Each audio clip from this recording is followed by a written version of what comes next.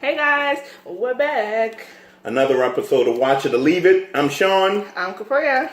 And this time we're here to record Incredibles 2. Yes, a movie that we just recently saw with the voices from the first one back again. 14 years in the making. Or was it really 14 years, or did they just drag their feet with making this film? No, I think it was 14 years because, like my mother always said, it takes time and effort to make movies like this. That is true. With the animation and the digital effects and the writing and all of that good stuff. But we went to see it. Watch it or leave it is the question we'll tell you at the end. But first, let's just go into what is Incredibles 2.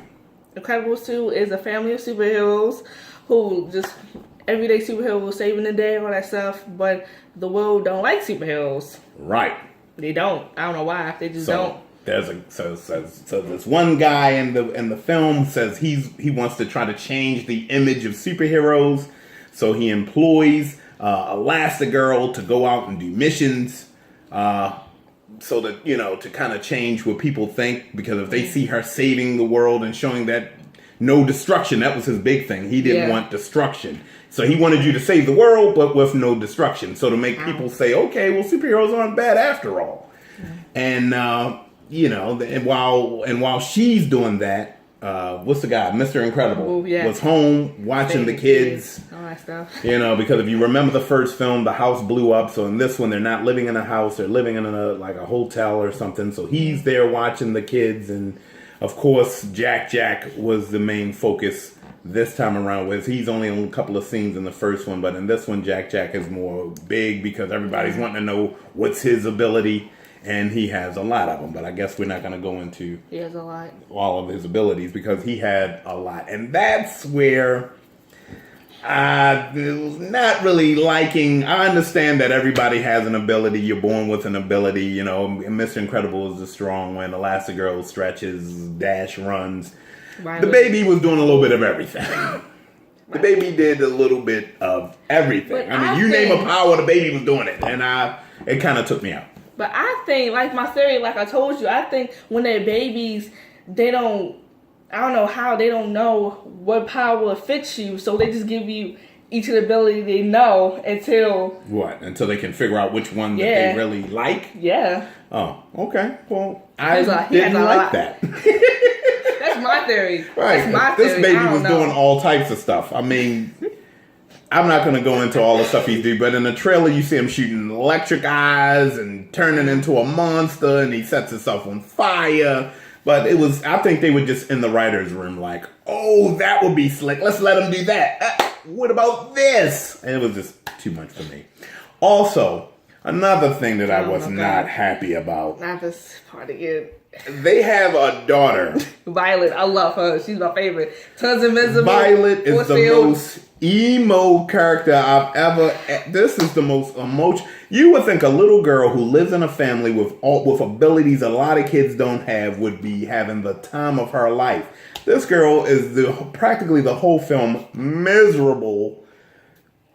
She was so irritating. It's a part in a movie where some people will understand her, but this one here don't. He was like, oh my gosh, I don't like Violet. Oh my gosh, I don't like Violet. The whole film, I just kept sitting there, oh my God, this Violet is just so horrible. She needs a hug, is what she needs. She needs a hug. But she's relatable though.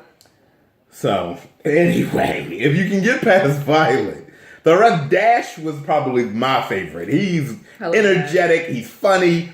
And they introduced new superheroes in this one.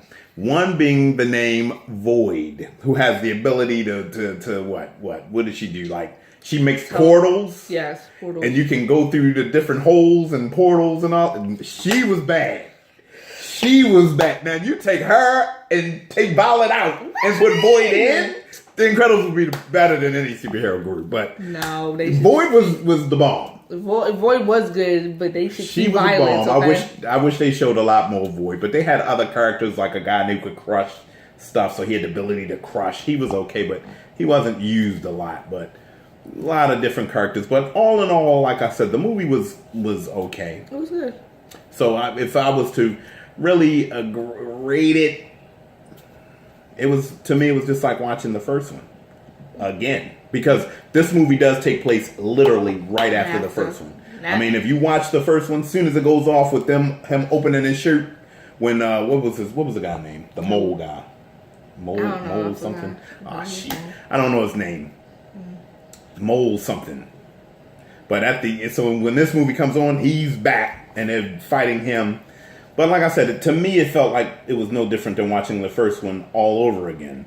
You know what? I would have enjoyed if they would have made him older.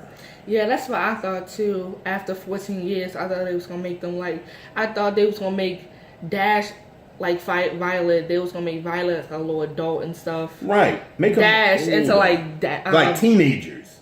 So that means Jack would have been what? The same age Dash was. Like a little boy learning his powers. I think I would have went that route. The fact that they just started it literally from where they were 14 years ago. So to me, basically, even though they changed the storyline a little bit about trying, this whole movie is basically about trying to make superheroes relevant again. It was cool, but as a watch it, if I had to rate it as a watch it or a leave it, I would watch it. So you're giving it a watch it. I'm it. giving it a more of a Netflix it. I mean, that's not a choice. I could have watched it on DVD, even though that's not on our show. But no, it was all right. Our show is called Watch It or Leave It. Now watch it, Netflix it, and leave it. No, we do this or the other. It's not the middle. So I would say watch, leave. No, watch weave it.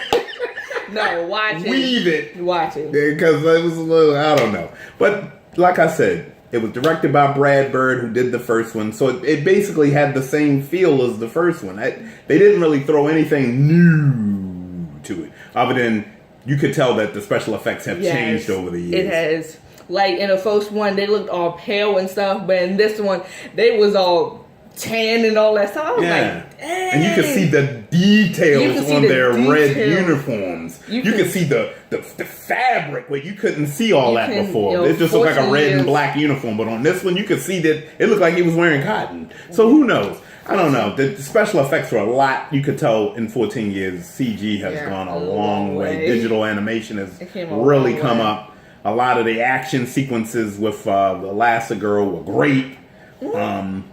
The villain, what was his name? Screenslaver. Yeah, he was okay. I like the guy from the first one. The guy from the first one was really good with the red puffy hair. What was his name?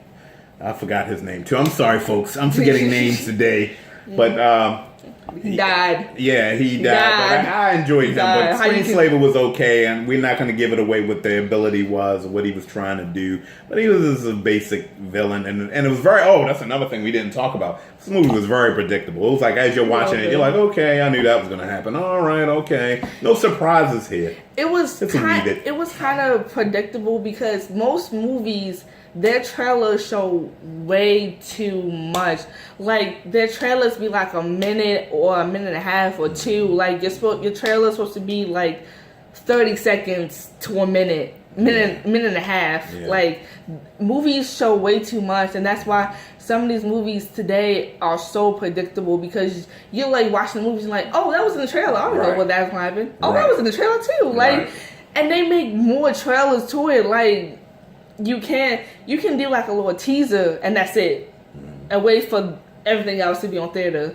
That's why everything was predictable. Right. And there's like a lot of the stuff that was in there. Like a lot of the stuff that was with Jack. It was like, I already seen that already. It was on the trailer. So it was like, it wasn't funny, but like I say, I don't know. But the kids loved it. The kids would love it. I heard a lot of kids in there laughing. So I guess if I mean, like I said, back 14 years ago when this movie was out, I took my son. He enjoyed it. I didn't at the time. But he watched it again and he loved it. But then I watched it the second time recently before we went to go see Incredibles 2. And it wasn't that bad. It was alright. But now to go see it again, the part 2. I would watch it again. I'd say weave it. I don't know. I mean, if you're an Incredibles fan, Pixar makes great movies. Oh, and they do a short film right at the beginning. Oh, yeah. What was it called? Bow? Doe. Yeah. Doe. Oh, that was good. That was good. Real sad story about about family, a woman and a mother and her son getting older, and her having to deal with the fact that he's not her baby anymore. That was wonderful, absolutely wonderful. So kudos to to whoever did that little short film. That was great. But that comes on right before Incredibles 2. But like I said, my review is you can watch it if you're a Pixar fan or Incredibles fan. Are you going to see anything different from the first one? Not really. Some action sequences, better textures. Yeah. But like I said, it was right. It was alright. It was cool. All right, so that's the end of Incredibles 2. We're getting ready to do our next movie review, which is going to be Jurassic Park. No, I'm sorry. It's Jurassic not Park. World. It's World. The Fallen Kingdom. Kingdom. Okay? So the next time we see you, we'll be talking about Jurassic World Fallen Kingdom. Bye. Peace.